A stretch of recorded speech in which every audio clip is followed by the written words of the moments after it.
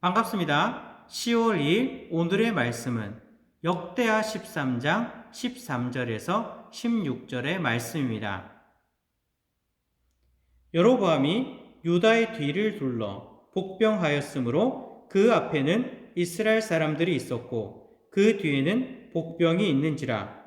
유다 사람이 뒤를 돌아보고 자기 앞뒤의 적병으로 말미암아 여호와께 부르짖고 제사장들은 나팔을 부니라.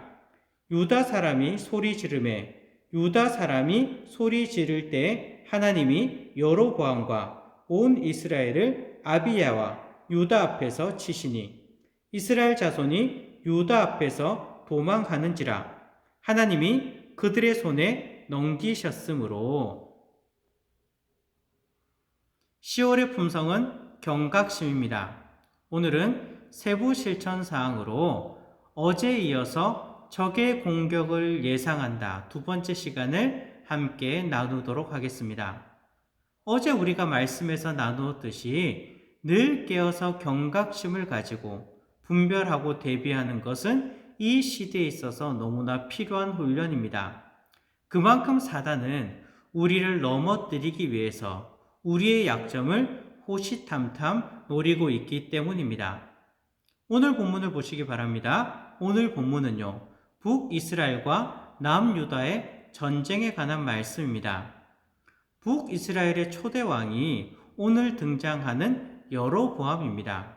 13절을 보면요, 북이스라엘의 여로보암 왕은요, 남유다와 전쟁하는 데 있어서 복병을 심어 놓습니다.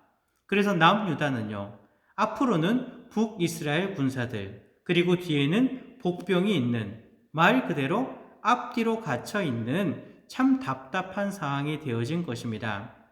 남유다의 입장에서는요, 이런 상황이 얼마나 답답할까요? 앞뒤 어느 곳도 갈 수 없게 되었습니다. 우리의 영적 전쟁도 이와 같지 않을까요? 남유다가 앞뒤에 적군으로 둘러싸여 있듯이 우리 또한 사방팔방에 사단과 그리고 사단이 심어놓은 복병으로 가득합니다. 문제는 무엇일까요? 우리가 이런 사단의 공격에 대해서 너무 안심하고 있는 것, 이것이 문제인 것입니다. 우리는요, 내 주위에 사단과 그리고 그의 복병들로 둘러싸여 있다는 것을 알아야 됩니다. 그래서 더욱 경각심을 가지고 깨어 있어야 하는 것입니다. 성경에서도 복병을 통한 전쟁은 자주 등장합니다. 복병이라고 하는 것은 말 그대로 히든 카드입니다. 복병이요, 드러내놓고 여기 나 있습니다, 이렇게 하지 않습니다. 복병은 숨겨진 군사들입니다.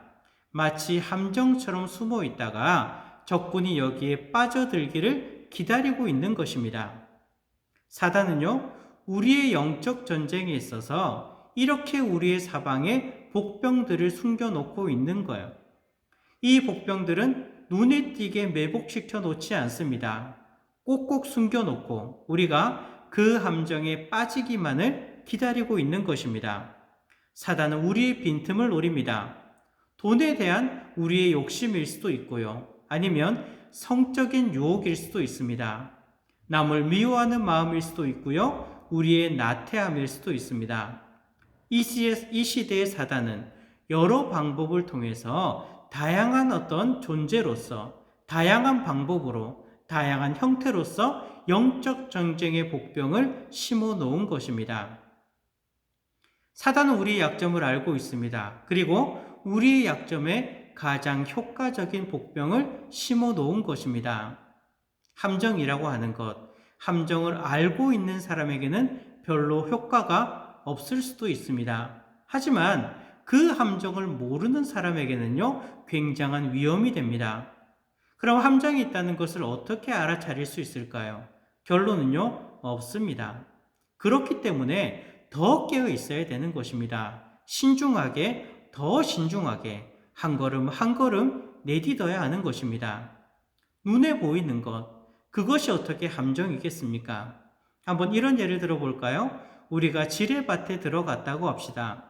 만약 지뢰가 묻혀 있는 곳에 한 군데도 빠짐없이 여기 지뢰가 있다라고 표시를 해 놓았다면 이 지뢰밭은 크게 위험이 되지 않을 것입니다. 물론 조심해서 피해 가야 되겠죠. 이 지뢰가 있는 곳에 그냥 피해 가면 되는 것입니다. 하지만 지뢰밭에 들어갔는데 표시가 전혀 되어 있지 않다면 이런 지뢰밭을 지날 때에는 어떻게 해야 될까요?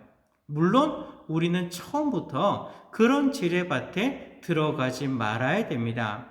하지만 어쩔 수 없는 상황으로 우리가 그런 지뢰밭에 들어갔다면 우리는 그 다음에 어떻게 해야 될까요?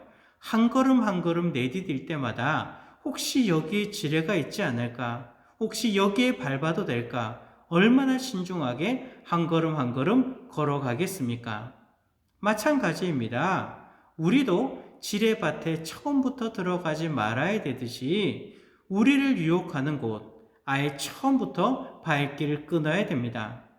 하지만 우리가 생활하는 이 사회에는요, 우리가 발길을 끊는다 하더라도 여전히 사단은 우리 주위에 수많은 지뢰를 설치해 놓는 거예요. 그리고 우리가 이 함정에 빠지기를 유혹하고 있는 것입니다. 그렇기 때문에 우리는 더 깨어 있어야 하는 것입니다. 한 걸음 한 걸음 조심조심 분별하면서 말씀 따라 걸어야 되는 거예요. 오늘 본문을 보시기 바랍니다. 14절 15절을 보면요, 이리저리 아무것도 하지 못하는 남유다 백성들은 하나님을 향해서 부르짖습니다. 그리고 하나님께서는요, 북이스라엘을 물리쳐 주십니다. 18절에 이렇게 말씀하십니다. 그때 이스라엘 자손이 항복하고 유다 자손이 이겼으니 이는 그들이 그들의 조상들의 하나님 여호와를 의지하였음이라. 북이스라엘은요, 남유다를 앞뒤로 둘러싸고 전쟁에 있어 유리한 위치를 차지하였습니다. 하지만 하나님께 부르짖는 남유다 앞에서 패하였다라고 말씀하십니다. 우리가 영적 전쟁에서 승리하는 방법도 이것밖에 없습니다. 늘 깨어서 조심하는 가운데 하나님을 의지하며 하나님의 손을 붙드는 것입니다. 하나님의 손을 놓치는 순간 우리는 지뢰밭에 혼자 떨어지게 되는 거예요. 하나님의 손을 붙잡아야 됩니다. 그리고 더욱 깨어서 분별해야 됩니다. 적의 공격을 예상하면서 영적 전쟁에서 우리는 승리하는 그런 밀락 성도님들이 되어야 될 것입니다. 꼭 주님의 손을 붙드시기 바랍니다. 더 깨어 있으시기 바랍니다. 분별하시기 바랍니다. 적의 공격을 예상하면서 이 영적 전쟁의 승리를 선포하시는 우리 밀락교회 성도님들이 되시기를 기도합니다.